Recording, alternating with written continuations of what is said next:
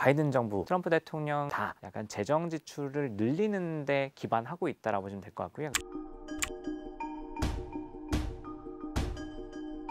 다만 금리 인하를 현실화시킬 수 있는 과정을 가기 위해서는 경기가 안 좋아지는 시그널들이 명확하게 나타나야 되기 때문에 바이든 행정부 생산량이 역대 최고였습니다.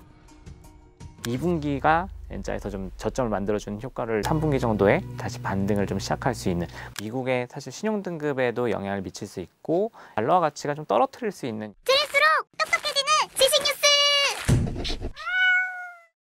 작년 연말에 경기가 안 좋아질 거다, 올해 경기가 안 좋아질 거라고 생각했던 가장 큰 배경은 금리였습니다.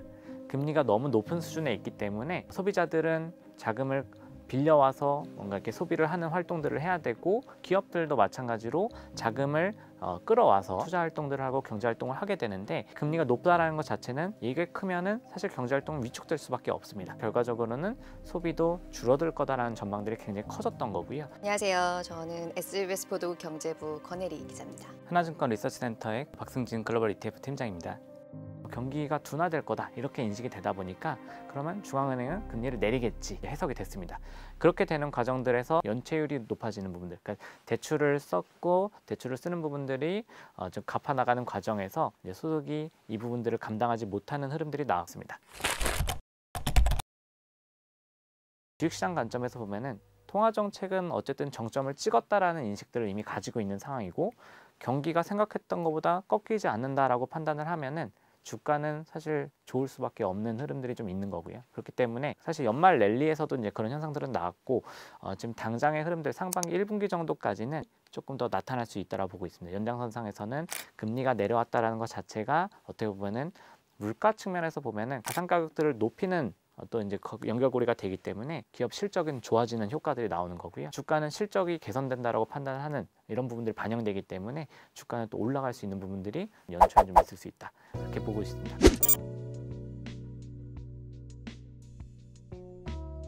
앞서 말씀드린 것처럼 물가가 중앙은행이 생각했던, 연말에 생각했던 것보다는 안 떨어지기 시작한 현상들이 좀 나올 거고요.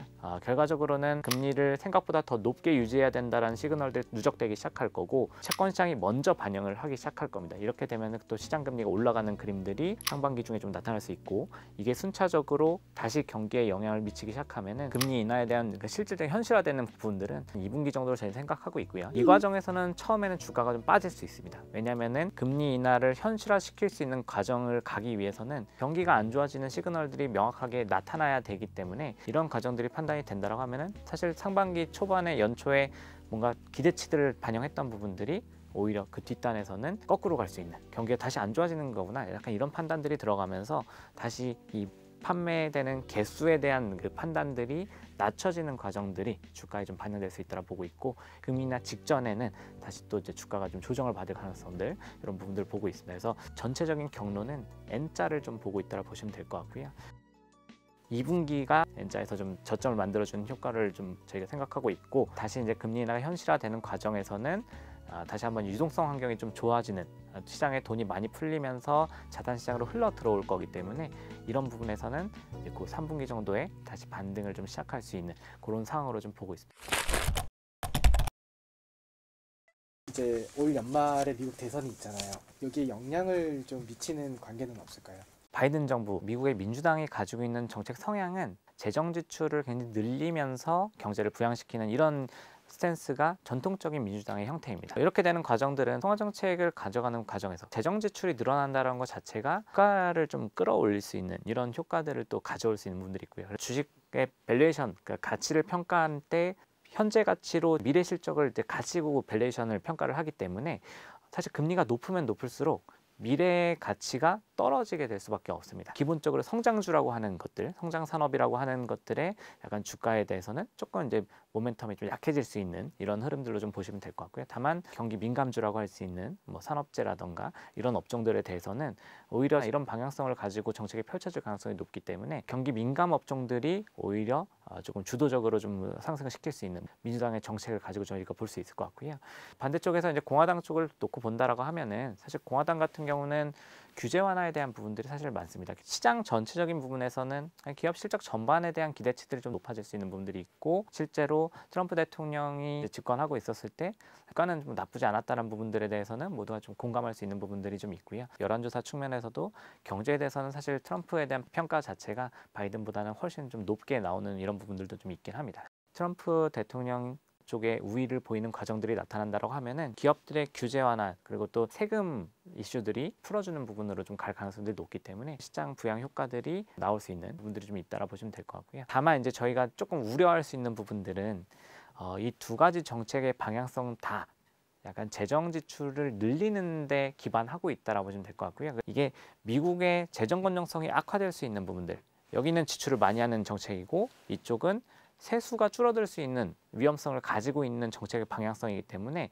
성과가 나오지 않는다라고 하면은 재정 건전성이 악화되면서 사실 미국의 신용이 좀 약화되는, 그러니까 달러 가치가 좀 떨어뜨릴 수 있는 이런 구조들이 좀 있는 거고, 두 가지 정책 기조가 재정 건전성을 훼손시키는 방향으로 간다라고 하면은 미국의 사실 신용 등급에도 영향을 미칠 수 있고, 이런 부분들이 연결된다라고 하면은 이 시장 관점에서는 달러 자산에 대한 가치가 훼손되는 그림들로 좀 나올 수 있다. 어떻게 보면 좀 시장에 충격을 줄 수 있는 이슈이긴 합니다. 사실 금에 대해서도 다른 국가들, 다른 중앙은행들이 금을 많이 가져가는 부분들도 사실은 미국의 재정 건전성이 악화되면서 달러 가치에 영향을 미칠 수 있다라는 이런 우려들도 어느 정도 좀 자리하고 있다. 이렇게 좀 보셔도 좋을 것 같습니다.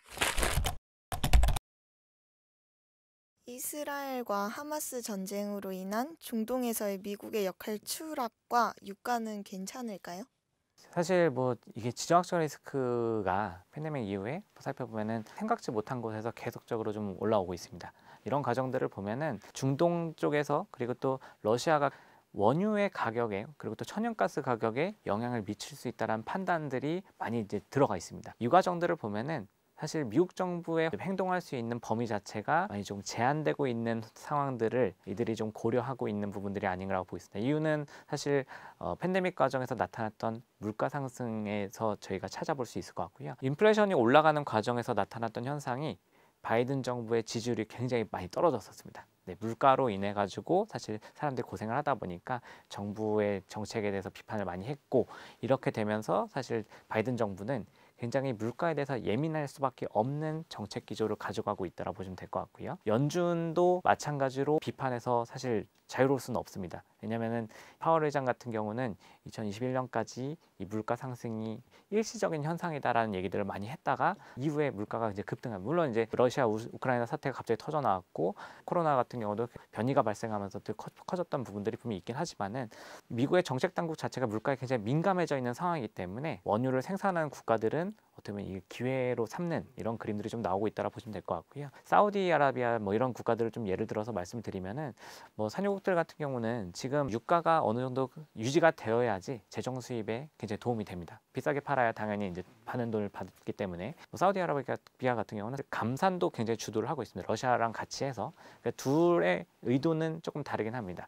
러시아 같은 경우는 사실 전쟁에 대한 자금이 많이 들어가기 때문에 이런 과정들을 좀 충당해야 되는 필요성들이 있고, 사우디 같은 경우는 역설적으로 보면은 이 원유에 대한 의존도를 낮추기 위한 노력들이 지금 진행되는 과정에서 돈이 굉장히 많이 필요하다. 2016년에 비전 2030 이런 이제 정책들을 펼치기 시작하면서 원유 의존도를 낮추면서 산업들을 다 끌어올리겠다, 이런 재정 투입이 굉장히 많이 돼야 되는, 사실 뭐 저희가 이제 뉴스를 통해서 좀 보신 부분 중에 하나가 이제 네옴시티라는 스마트시티 건설 프로젝트가 있고요. 자체적으로 뭐 친환경도 하고 관광도 하고 경제를 아예 그냥 자체적으로 가져갈 수 있는 서울의 한 4배 정도 면적을 가진 프로젝트인데, 네옴시티 프로젝트에만 1조 달러가 소요될 거라는 추정이 좀 되고 있는 상황입니다. 그렇기 때문에 사우디아라비아 입장에서는 유가가 한 80달러대는 유지되어야지 재정 수입을 좀 충당할 수 있는 상황이고, 이 지정학적 리스크에 대해서도 사우디가 그전에는 미국이랑 좀 친한 좀 대표적인 중동 국가하면서 좀 중재하는 역할들을 했다라고 하면은 지금은 약간 이제 감산에 대한 카드들을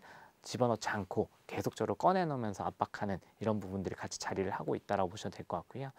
이런 부분들이 결과적으로는 지정학적 리스크랑 같이 또 엮이면서 실질적으로 좀 해결이 굉장히 좀 어려워지는 이런 그림들이 좀 나타나고 있다고 보셔도 될 것 같습니다. 한 가지만 좀 덧붙여서 얘기를 하자면 그 얘기 많이 하잖아요. 바이든 대통령은 사실 집권을 시작하면서부터 원유는 과거의 에너지고 친환경으로 진짜 가야 된다. 굉장히 친환경에 대한 의지가 굳었는데 사실 지난해 미국의 원유 생산량이 역대 최고였습니다.